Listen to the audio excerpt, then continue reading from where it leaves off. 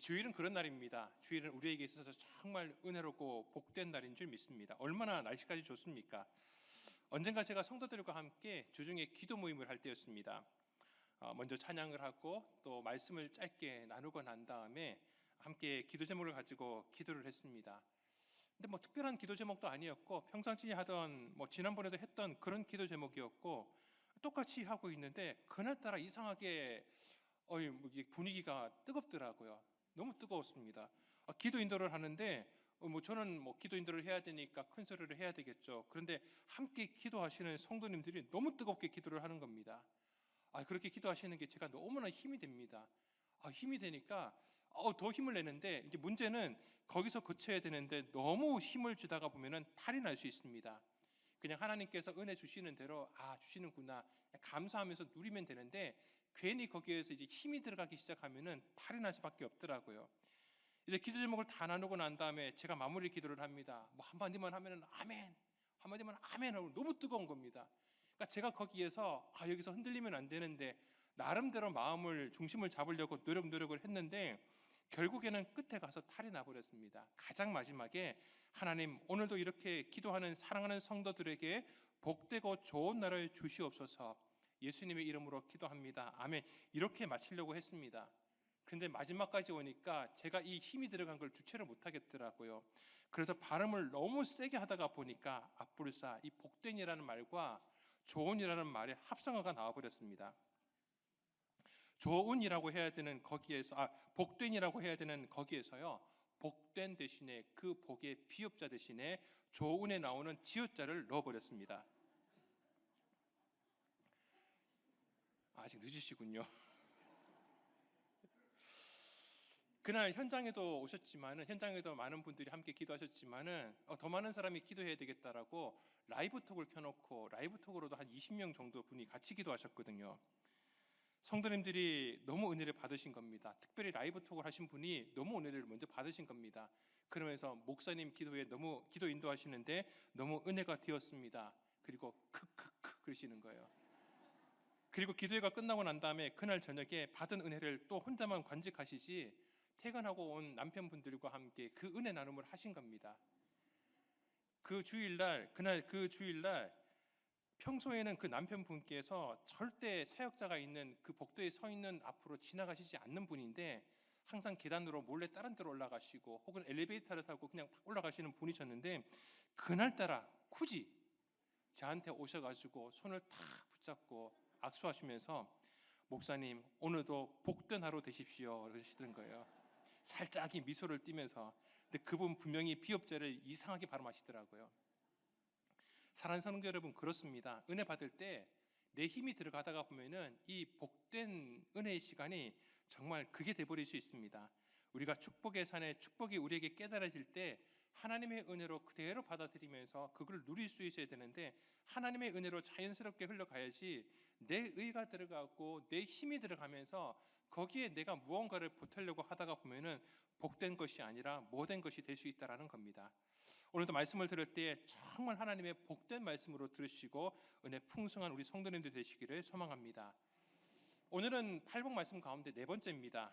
이 네 번째 되는 복에 대한 말씀이 마태복음 5장 6절 말씀에 기록되어 있습니다. 우리 함께 읽어보도록 하겠습니다. 의에 줄이고 목마른 자는 복이 있나니 그들이 배부를 것이며 그래서 설교 말씀 제목도 배가 부르려면 이렇게 제목을 달았습니다. 근데 오늘 이 시대에는요 배가 부르다라고 하는 게 그렇게 매력적이지 않습니다. 배가 부르다 이게 살이 쪘다라는 말이지 않습니까? 오히려 반감이 생길 수도 있는 주제입니다. 근데 예수님 당시에도 그렇고 제가 어렸을 때만 해도 그랬던 것 같습니다. 사람들의 소원이 정말 쌀밥 하나에 쌀밥에 쇠고기국 이렇게만 먹기만 해도 아유 내가 원이 없겠다라고 저 어렸을 때 정말 그런 얘기를 많이 들었던 것 같습니다. 그게 불과 한 세대 전입니다. 한 세대 전에 우리나라가 그런 시대였습니다. 근데 요즘에는 쌀이 남아 돌죠. 그래서 쌀 농사를 짓는데 풍년이라고 하면 오히려 걱정합니다. 이게 쌀값이 폭락한다고. 그러니까 요즘은 정말 쌀이 남아 돌고 이 배고픈 시대를 잊어버린 오히려 배부른 시대가 되다가 보니까 오늘 말씀처럼 그렇게 배가 부르게 된다라는 것이 그렇게 우리에게 와닿지는 않습니다. 하지만은 그 배고픔에 대한 하나님의 축복으로서 우리가 이 말씀을 듣는다면은 은혜가 되는 줄 믿습니다. 또 한 가지 우리가 요즘 특히 사역자 저 같은 담임 목사 같은 경우에 왠지 배가 나오면은 싫어하시더라고요.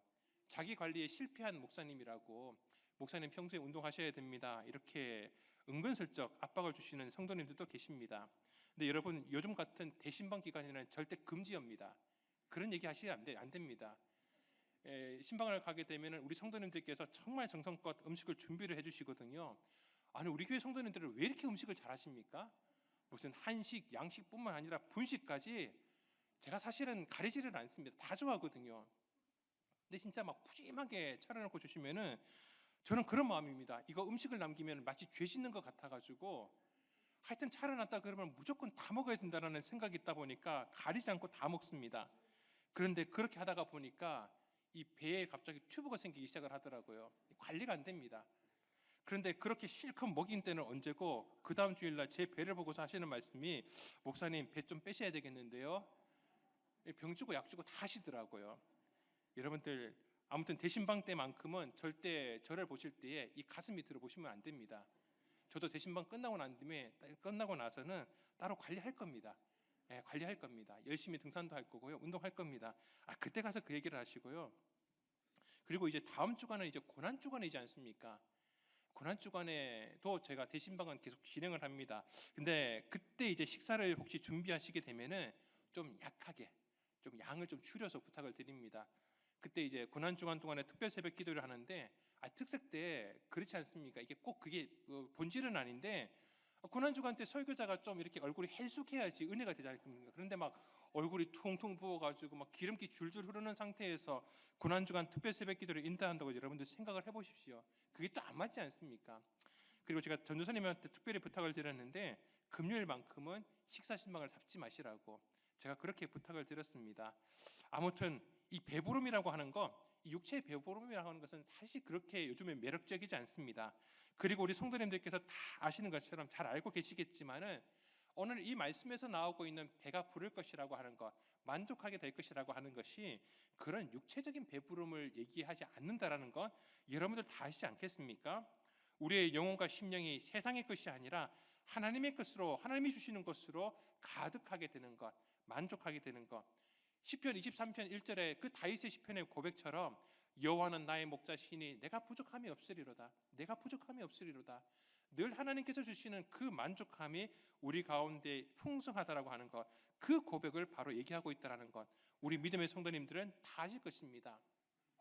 그리고 영혼에 만족하면은 절대 비만이 생길 수가 없습니다. 하나님, 저 영혼에 살찔 것 같으니까 저 요즘에 영혼에 다이어트 하는 중입니다, 조금만 주십시오, 이런 게 있을 수가 없습니다. 하나님께서 우리에게 그러한 영적인 은혜를 더 주실 때 영적으로 비만해지지 않습니다. 왜냐하면은 내게 다 채워지고 난 다음에는 나를 통해서 그 은혜와 의와 축복이 흘러서 내 주변에 있는 우리 가족들, 내가 일하고 있다면 직장 동료들한테 흘러가게 되는, 내가 축복의 통로, 은혜의 통로로 쓰임 받을 수 있다라는 겁니다. 절대 은혜가 내게 주시는 데 있어서 만족해 하지 마시고, 하나님 오늘도 풍성하게 주시옵소서, 넘치게 주시옵소서. 하나님, 우리 심령 가운데 하나님께서 채워주시는, 넘쳐주시는 것들을 통해서 나뿐만 아니라 나와 함께하고 있는 우리 모든 사랑하는 가족들, 내 직장 동료들, 내가 만나는 모든 사람들에게 하나님의 은혜가 흘러가게 하여 주시옵소서. 그런 축복된 성도님들 되시기를 축원합니다.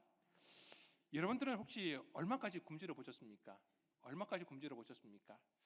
제가 사실은 뭐 이 정도 되면은, 목사님들 되면은 뭐 40일 금식은 기본적으로 해야 되지 않을까, 그런 생각들을 많이 해봤습니다. 근데 제가 딱 한 번 3일 금식을 해봤거든요. 이틀째가 되니까 어지럽기 시작을 하고 헛게 보이기 시작을 하더라고요. 그래서 저는 생각을 했습니다. 이건 내가 할 게 아니구나. 이건 내가 할 게 아니구나. 하나님, 저는 이렇게 3일 모아서 하는 게 아니라 그냥 하루에 한 끼 금식을 하든지 하루에 한 끼 먹는 금식을 하겠습니다.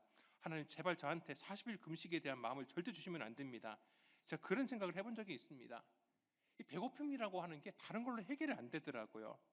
왜? 우리의 욕구라는 게 그렇지 않습니까? 우리에게 어떤 욕구가 생겼을 때 어떤 욕구들은 그것 말고 다른 것으로 통해서도 그 문제가 이렇게 채워지고 문제가 해결될 때가 있습니다. 예를 들어서 서로 사랑하는 남녀가 헤어졌습니다. 그 빈자리를 누구로 채우겠습니까? 사랑하는 사람과 헤어지게 됐습니다. 여자랑 헤어졌습니다. 그러면 우리가 뭘로 채워주는 게 정상입니까? 내가 잃어버린 건, 내가 깨어진 건, 내가 비어진 걸로 채우는 게 맞습니다. 어떻게 보면요. 그러니까 내가 이성과 깨어지고 헤어졌으면은 다른 이성을 만나서 내가 다시 만남을 시작해야지만이 그것이 채워질 것처럼 보입니다. 그런데 우리는 헤어지면 뭐부터 시작을 합니까?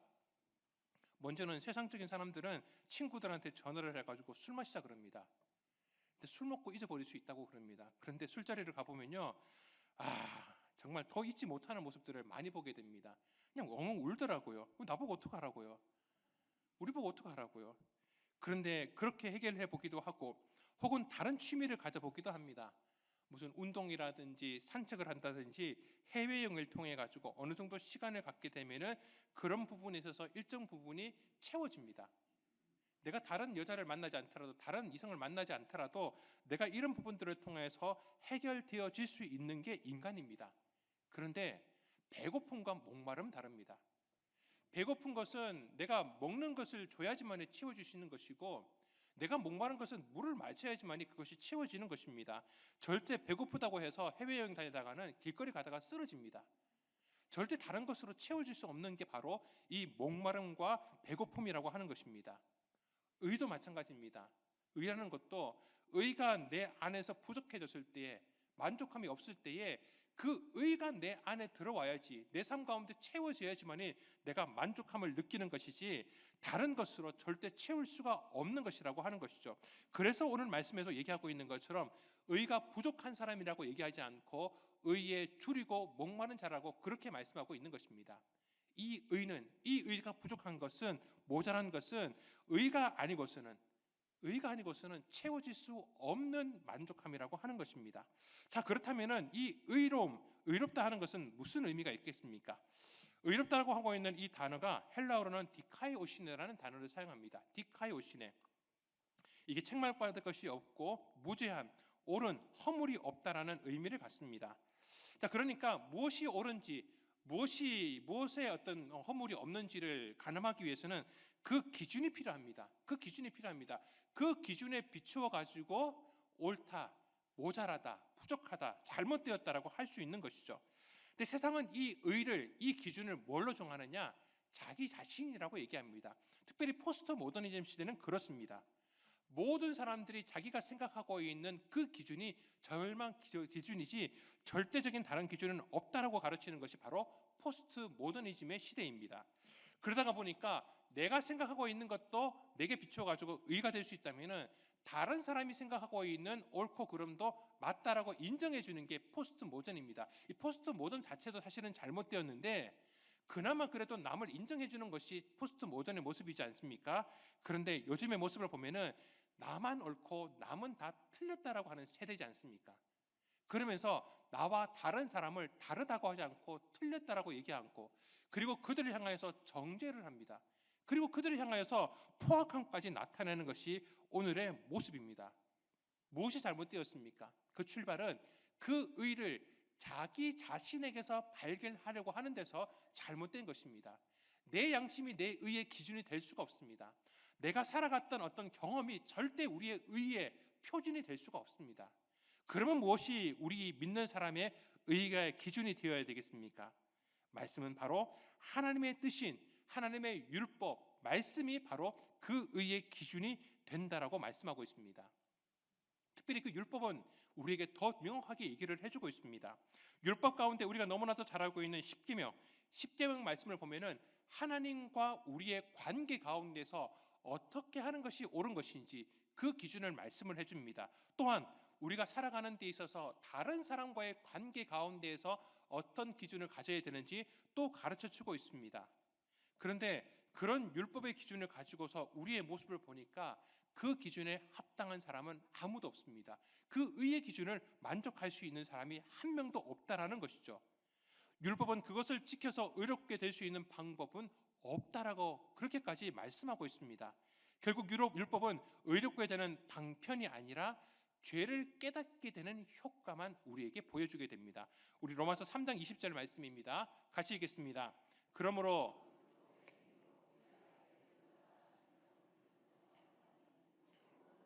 죄를 깨달음이니라. 아멘. 오히려 율법으로 얻게 되는 의가 율법으로 얻게 되는 것은 그런 율법으로는 의가 불가능하다는 것을 깨닫게 되는 것이고, 그러면 우리에게 더 이상 이 방법으로 통해서는 의가 주어질 수 없기 때문에, 이 의가 더 이상 우리에게 의미가 없기 때문에 다른 방식으로 주어지는 의를 바라보게 되는 것입니다. 하나님께서는 그 다른 의를 우리에게 보여주셨는데, 그 의는 바로 은총의 덕입은 형태의 그런 은혜에 의한 의를 우리 가운데 보여주셨습니다. 로마서 3장 10절에서 얘기하고 있는 것처럼 의는 없이 하나도 없습니다. 아무도 은혜로운 자가 될 수가 없습니다. 하지만 하나님의 은혜로, 하나님의 은총을 입은 의는 가능합니다. 예를 들어서 구약시대의 노아가 그랬습니다. 성경 말씀에서는 노아를 가리켜서 당대의 의로운 자라고 얘기를 합니다. 그런데 왜 그가 의로운 자냐? 뒤에 있는 말씀을 보니까 그는 하나님께 은혜를 입었기 때문에, 그는 하나님께 은혜를 입은 자이기 때문에, 그 은혜 때문에 노아는 의롭다라고, 의의 기준을 만족시켰다라고 얘기를 하고 있습니다. 그래서 시편 말씀은 이렇게도 고백하고 있는 것입니다. 우리 시편 32편 1절 말씀을 같이 읽도록 하겠습니다. 허물의 사함을 받고 자신의 죄가 가려진 자는 복이 있도다. 아멘. 하나님께서 은혜를 말미암아서, 하나님께서 은혜를 통하여서, 은총을 통하여서 베풀어 주신 새로운 의라는 겁니다. 우리가 의로운 행동을 했기 때문이 아닙니다. 그렇게 의롭게 해 주심을 통한 복을 받은 자가 의롭다는 겁니다. 하나님께서 의롭다고 해 주셨기 때문에, 의로울 수 있는 방편을 열어 주셨기 때문에 그가 의롭게 될 수 있다라는 것이죠. 그 의는 바로 오늘날 신약 시대에 살고 있는 우리에게 구체적으로 말씀하고 있습니다. 바로 예수 그리스도를 믿음으로 말미암는 의가 우리 가운데 보여지고 또한 우리에게 허락되었다라고 말씀하고 있습니다. 우리 로마서 3장 21절 22절 말씀을 같이 읽도록 하겠습니다. 이제는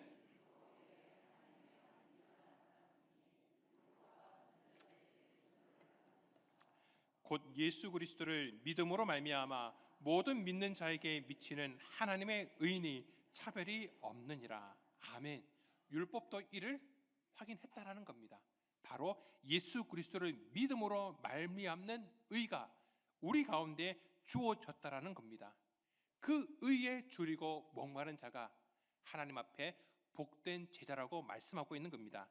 자, 그렇다면은 그런 의에 줄이고 목마름을 추구하는 우리의 모습은 어떠해야 되겠습니까?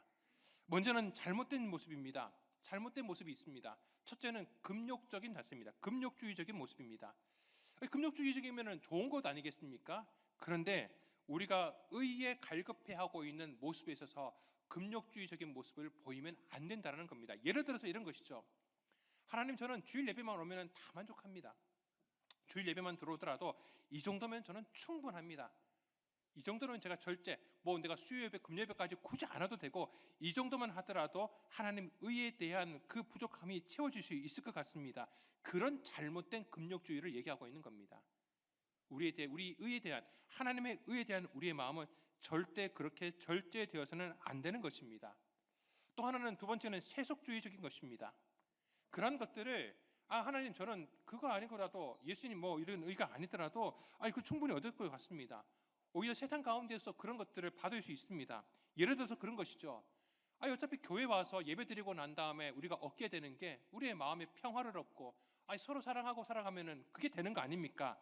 그렇게 생각을 하면서 이번 주말에는 온 가족이 함께 해외 여행을 가서 가족들끼리의 평화를 도모하려고 합니다. 목사님, 거기에서 영상으로도 예배 드릴 수 있고 그렇게 하면 오히려 더 좋은 거 아닙니까? 결국 그거 해결할 수 있는 거 아닙니까? 그러니까 하나님의 의에 부족한 것을 그런 세상적인 것으로 채우려고 하는 그런 대체제들을 찾고 있다는 겁니다. 절대 다른 것으로서는 채워질 수 없습니다. 절대 다른 것으로는 그 의에 부족한 것을 채울 수가 없다라는 겁니다. 오직 예배 가운데 말씀을 통하여서, 기도를 통하여서만 우리가 채울 수 있다라는 겁니다. 또 하나 우리가 조심해야 될 것이 바로 바리새인적인 모습입니다. 예수님께서 비난하셨던 이 바리새인은 다른 어떤 것이 아니라 이 신앙을 형식적인 것으로 바꾸어 버렸습니다. 그냥 형식적으로 11조 열심히 하고 11조를 비롯하여서 한다라고 하지만은 그 안에 본질적인 것은 다 잃어버리고 그렇게 금식하고 신앙생활 하는 데 있어서 그냥 껍데기만 남아있는 모습들, 안에 내인 것은 아무것도 없는 그러한 잘못된 모습들, 형식적인 신앙으로 채우려고 하는 것, 이런 것들은 반드시 실패할 수밖에 없는 것입니다. 이거는 형식적인 것과 관련해서 제가 사순절에 대한 얘기를 잠깐 언급을 하려고 합니다. 요즘 이제 기독교 TV나 라디오를 통해서 요즘 사순절 기간이라고 많이들 얘기를 하고 있습니다. 그래서 이 사순절에 대해서 한 번은 설명을 드려야 될 것 같아서 이 시간을 통해서 언급을 하려고 합니다. 사순절이니까 사순이 40일을 가리키는 겁니다. 그러니까 어떤 날을 기준으로 해서 40일입니다. 그러니까 어떤 날이 기준이 되느냐? 바로 고난주간에 시작되는 종려주일 전에 40일을 가리켜서 사순절이라고 그렇게 얘기를 합니다. 예수님께서 고난 가운데 십자가에 달려 들어가신 그 고난과 아픔에 참여하는 마음으로 그렇게 지키는 사순절, 굉장히 의미 있는 기간입니다.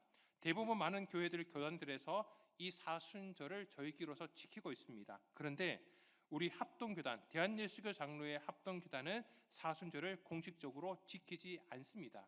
이유가 있습니다. 그 의미는 사실 좋은 거죠. 사순절에 우리가 그런 예수 그리스도의 죽으심의 고난을 우리가 생각하는 그 의미는 좋은 겁니다. 그런 의미를 가지고서 우리가 사순절 시간을 보내는 것, 여러분들 그건 좋은 겁니다. 그런데 알고 지켜야 됩니다. 첫째는 이 절기, 사순절 절기는 로마 카톨릭에서 만든 절기입니다. 이 절기는 성경에도 나오지 않고 초대교회 역사 가운데 어느 문헌에도 나오지 않는 그러한 절기입니다. 로마 카톨릭에서 만든 많은 절기들 가운데 하나입니다. 그런 성경적 근거도 없었던 절기를 좀 의례적으로 재현하고, 그리고 이 사순절 기간 동안에 고행하고, 또 그들이 얘기하는 관상 기도를 통하여서 또 금식하고 미사 참여하고 이런 것들을 통해서 자신들의 공로를 쌓아가는 절기로서 사순절을 지키고 있습니다. 이 잘못된 신학입니다. 그렇게 자기가 고난을 수행함으로 통해서 그게 자기에게 하나의 선행으로 쌓여가는 공로가 된다라는 겁니다. 공로가 무슨 의미입니까? 바로 내가 무언가 잘못한 게 있으면 이 공로하고 퉁치는 겁니다. 쉽게 설명하면 그런 겁니다. 내가 잘못했더라도 내가 선행을 이상한 게 있으니까 하나님 이걸로 퉁칩시다. 이런 개념이 되는 겁니다. 이 공로 신학이라고 하는 게 굉장히 잘못된 겁니다. 우리는 아무리 하더라도 우리는 죄인입니다. 우리에게 어떤 공덕이 있을 수가 없습니다. 그런데 이렇게 사순절이라는 절기를 만들어 놓고 지키다가 보니까 폐해가 만들어지기 시작합니다. 40일 동안 고기도 못 먹습니다. 40일 동안 오락도 금지하고 있습니다. 그러다가 보니까 사람들이 그렇게 40일이 시작되기 전에 마음껏 고기 먹고 마음껏 술 마시고 마음껏 흥청망청 놀아보자라고 해서 만든 게 바로 카니발이라는 겁니다. 이 카니발 사육제라고 하는 것이 사순절이 시작되기 전에, 그때가 되면은 우리가 제대로 놀지도 못하고 고기도 못 먹으니까 우리 한번 일주일 동안 실컷 술 먹자고 실컷 고기 먹자고 만든 게 카니발 사육제입니다. 그러니까 이게 형식적으로 빠지다가 보니까 무엇이 나타나느냐, 이런 세속적인 다른 모습이, 육체의 쾌락을 쫓아가는 사람들의 모습이 폐해로 나타나더라는 겁니다. 종교개혁자 칼빈을 비롯하여서 종교개혁자들은 이 성경에도 없는 절기를 만들어가지고 고기도 못 먹고 오락도 즐기지도 못하도록 하는 것, 이건 신앙생활에 도움이 되기보다 오히려 손해가 된다라고 그렇게 가르쳤고요. 그래서 절대 이런 절기를 지키지 않는 게 옳다라고 그렇게 종교개혁자들은 가르쳤습니다. 근데 언제부턴가 갑자기 이런 사순절의 절기들이 나오기 시작하면서, 물론 그런 의미도 있을 겁니다. 너무 성도들이 이 십자가에 대한 의미를 까먹고 생각하지 않고 예수 그리스도께서 그 고난 가운데서 돌아가신 십자가의 죽으심의 그 대속의 은혜를 너무 생각하지 않으니까, 너무 기억하지 않고 너무 그 의미를 다 잊어버리고 있으니까, 이렇게 사순절이라고 그래도 있는 기간이 절기라고 있으니까 그걸 가져와서 하고 있는데, 여러분들 아셔야 됩니다. 이 절기 자체는 사실은 성경적인 거 절대 아닙니다. 대신 그런 기간 동안에 내가 고난 주간에도 그런 모습을 가지고 있지만은 내가 좀 더 십자가를 묵상하는 것, 십자가 자체가 아니라 십자가에 달려 들어가신 예수 그리스도를 묵상하는 것, 그것은 좋은 것입니다.